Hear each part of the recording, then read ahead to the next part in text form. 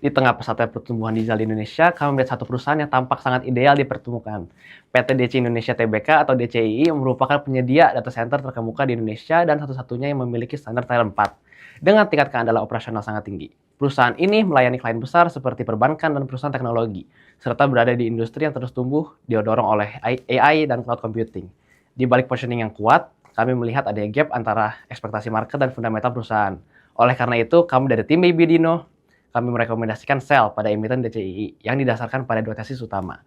Untuk memahami hal ini, kita perlu melihat bagaimana model bisnis DCI bekerja. Lebih dari 90% pendapatan berasal dari layanan colocation, sehingga pertumbuhan sangat bergantung pada kemampuan mengisi kapasitas. Di sisi lain, struktur biaya didominasi oleh listrik dan infrastruktur yang bersifat fix, sehingga biaya tetap tinggi meskipun kapasitas belum terutilasi secara optimal. Sehingga saat utilasi masih rendah, perusahaan tetap menanggung beban biaya yang sangat besar yang membuat profitabilitas menjadi tidak efisien terutama di tengah ekspansi kapasitas yang agresif. Meskipun perusahaan terlihat kuat secara fundamental, kami melihat adanya ketidakseimbangan antara pertumbuhan kapasitas dan kemampuan pasar yang pada akhirnya menekan kinerja keuangan dan menjadi dasar dari tesis kami.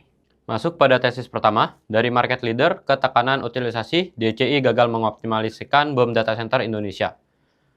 Industri data center Indonesia memang sedang dalam fase boom. Pertumbuhan ini didorong oleh peningkatan penggunaan internet, adopsi cloud, dan perkembangan AI yang terus meningkat setiap tahun. Ini terlihat dari grafik pengguna internet yang naik secara konsisten, serta proyeksi ukuran data center yang terus berkembang hingga beberapa tahun ke depan.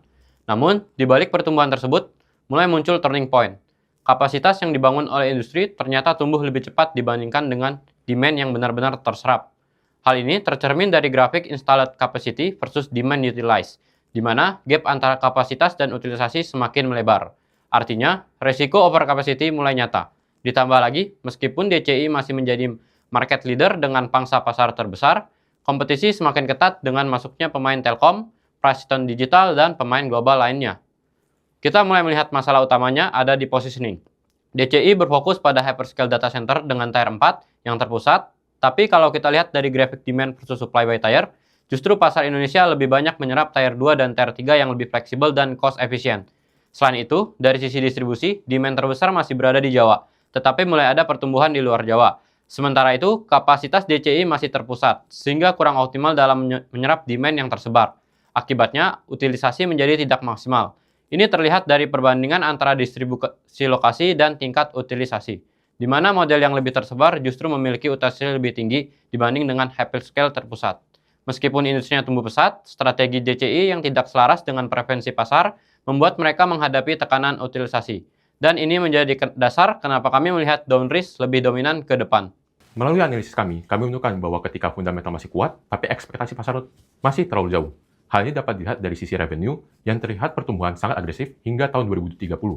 Didorong ekspansi kapasitas data center ini menunjukkan bahwa demand industri memang masih kuat, terutama dari AI, cloud, dan digitalisasi. Tetapi masalahnya mulai dilihat dari profitabilitas. Margin justru turun baik gross profit maupun operating profit. Artinya setiap pertumbuhan revenue jadi lebih mahal untuk dihasilkan, terutama karena biaya listrik, depresiasi, dan ekspansi.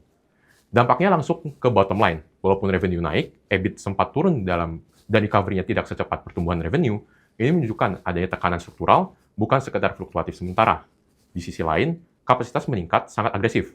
Tapi ini jadi pedang bermata dua, karena utilitas belum optimal. Artinya, banyak kapasitas yang belum menghasilkan revenue maksimal, tapi biaya sudah jalan. Berdasarkan dua tesis tersebut, kami merekomendasikan sell terhadap perusahaan DCI. Itu saja dari kami, terima kasih.